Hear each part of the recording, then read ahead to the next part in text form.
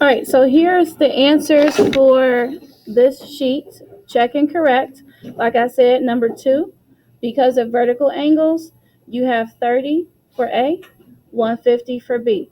Number three, both of them was 141. How did they get 141? What was the math problem? Yes, yes, 180 minus 39.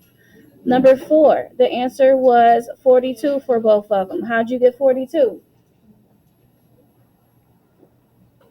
Yes. Yes, 180 minus 108. Number five, the answer was 153. How'd you get 153?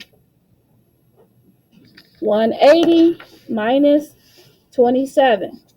Number six, all you had to do was look at it basically. Vertical angles. What was B? 45. What was A? 135. What was 7?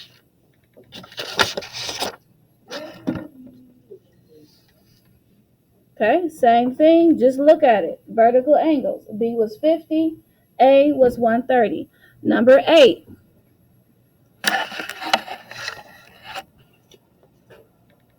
Again, just look at it. Vertical angles. Right across was 100, right across from A was 80. Any questions about the answers for this side?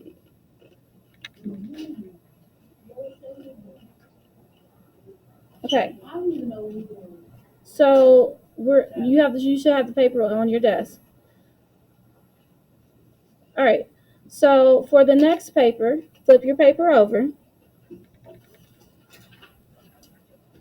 We're going to use that knowledge to help us with this side. Okay. So knowing that vertical angles, what can you say about these expressions? What could we do to these expressions? Not add them. They're the same, right? So what are we going to do with the expressions? We're going to make them equal to one another. We're going to set them equal to one another. Okay? So that's what this is. Bam. Okay? You have negative 8A. So I'm going to start with A. Sorry, it's blurry. Start with A. Why don't y'all tell me that y'all couldn't see? Okay.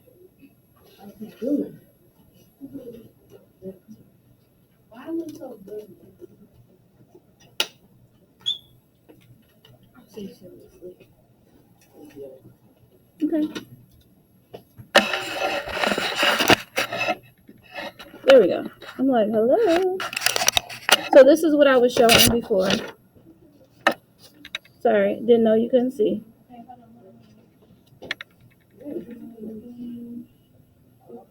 Next time when the thing's not showing, just let me know. Let's just say, Miss Lee, we can't see it.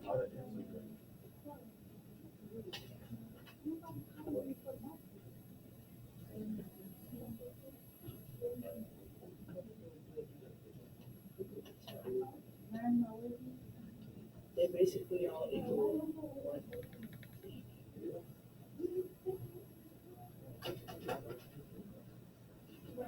Okay.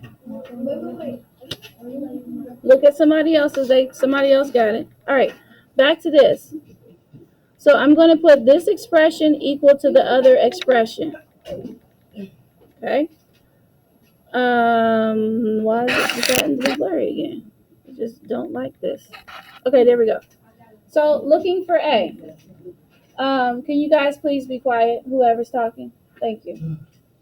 Negative 8A plus 174 was one angle. 84 plus 1A was the vertical angle right across from that. Y'all see that on your paper? Okay, so now go ahead and write that down. We're going to put them across from each other.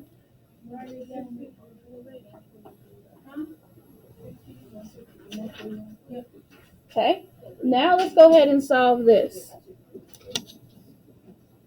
Okay, when you solve it, You have to do basically multi-step. Put your phone away. First, if you notice, you have a variable, but you have it some on the left side and some on the right side. That's not no bueno. We want the variable to be all on one side. So that's the first thing I did.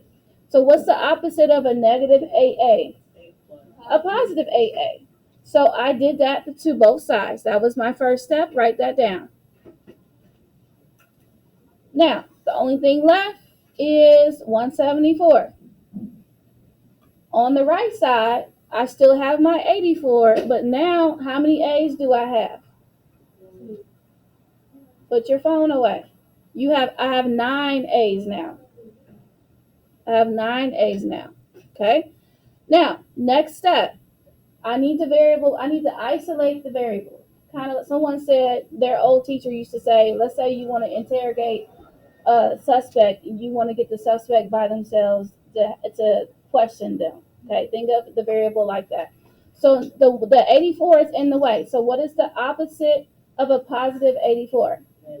Negative. So let's do subtraction of 84 on both sides to get rid of that. So the only thing left on the right side is a 9A. The variable is not quite by itself, but at least it doesn't have a constant with it. Are you guys still with me? On the left hand side, I did my subtraction, and that is now 90, which works out great because what do you know about 90 and 9?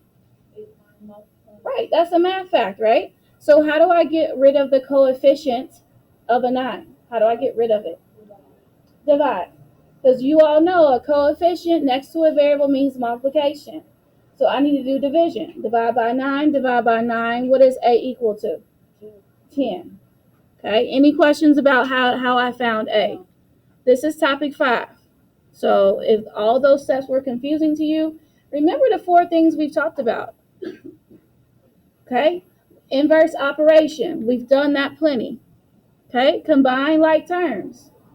We did that. When we moved the A over, we were combining the like terms to put them together. Okay, we did not have to multiply by the reciprocal because there were no fractions happening. And we did not have to do the distributive property. But this is a callback to topic 5, those 4 things that we do to our equations to solve them. All right, let's look at B. First, I'm going to combine like terms.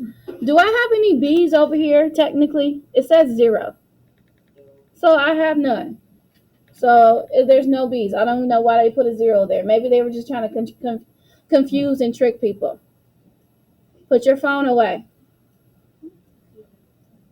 So the first thing I want to do is get rid of that 80. Okay. Why did I choose to do that? Because I'm trying to isolate the what?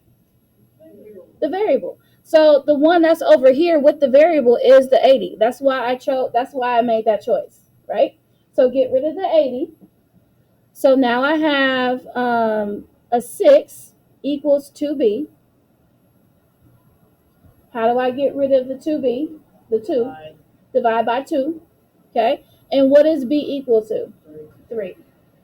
Any questions about how I found b is equal to 3?